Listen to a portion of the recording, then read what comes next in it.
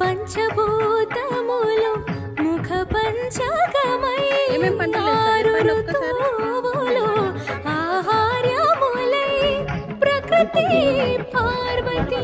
నీతో నడచిన 7 అడుగులే స్వర సంగమై సంగమ దాని సగగ ని సగమ గగగ ససస నీగా మద సనిద మగ సా నీ దృక్కులే